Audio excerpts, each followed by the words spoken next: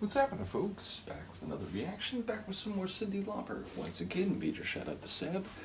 And there's a couple of tracks that I'm skipping over for now, which is to say the remixes of tracks from the album Hatful of Stars, including a Tommy Musto mix, which if you didn't know, Tommy Musto was one of the producers and record guys who, along with Frankie Bones and Lenny D, was involved in the very early phase of what would become the rave scene in New York. I think he now works in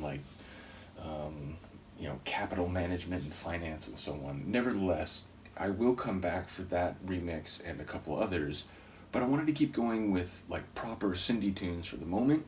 So the next folder in the larger Cyndi umbrella folder is 12 Deadly Cyns 1994.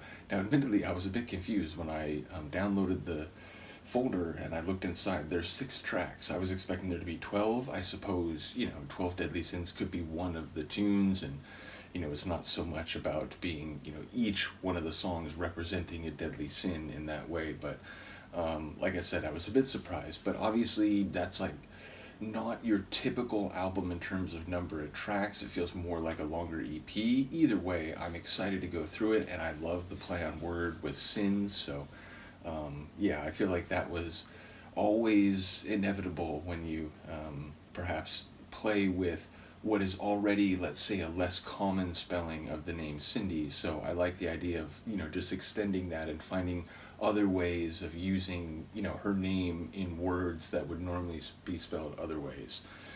Whatever. The point is, I'm excited to go through this. And the first track, is it I'm Gonna Be Strong? Yeah, I'm Gonna Be Strong. So it sounds, I don't know, it sounds, when I first looked at it, as if someone is trying to convince themselves. Maybe it'll be true, maybe it won't, and it's more about almost like a mantra, just convincing yourself of something so that your actions then, have the conviction required, which I forget what reaction it was. I think it was a it was a Morton Harkett tune, but I was talking about, like, if you try to do something on some level, that means you believe it's possible, right? Like, generally speaking, if you're not convinced you can do something, you're not really going to try to do it, because, ultimately the expectation would then be, well, I'm going to fail at some point in the middle of this. So, like, part of convincing yourself, or part of completing something, is just the idea of, mentally or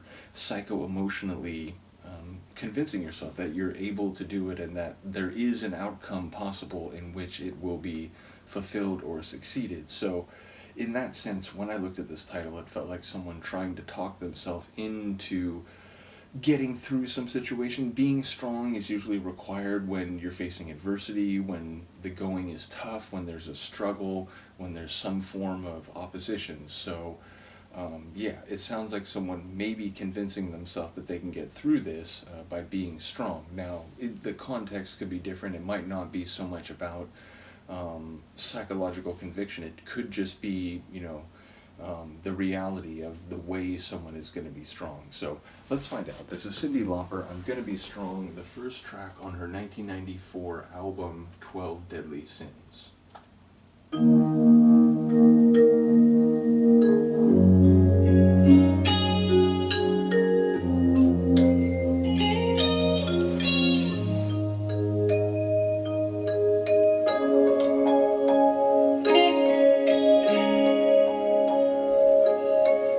I can see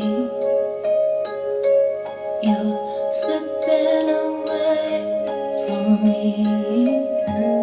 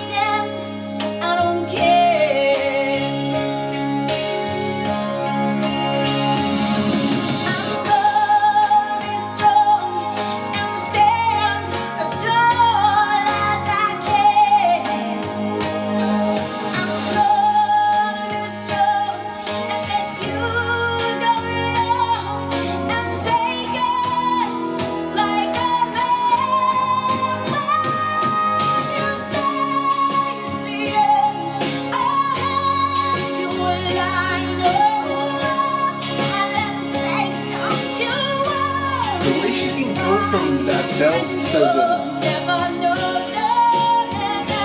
how to describe it.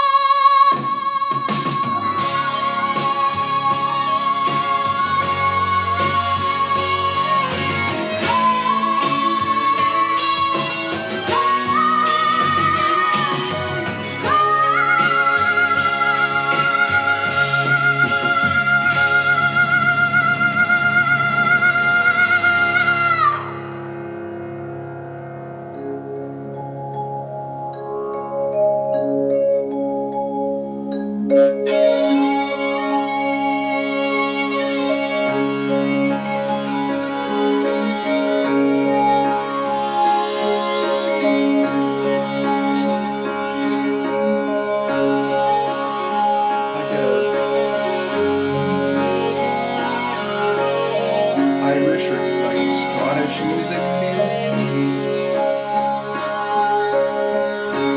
but also very space ambient-ish.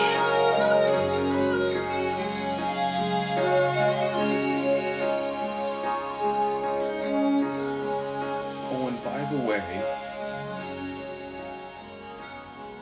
as we appreciate every moment of that crazy synthesis, maybe the strongest vocal performance from Cyndi I've ever heard, which would make sense, I suppose.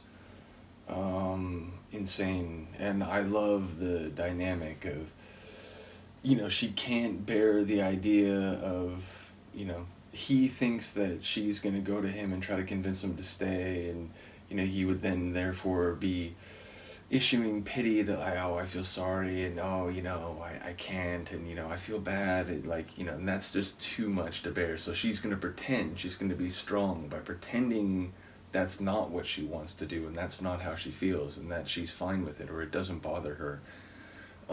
So it's one of those complicated things that I think speaks to life.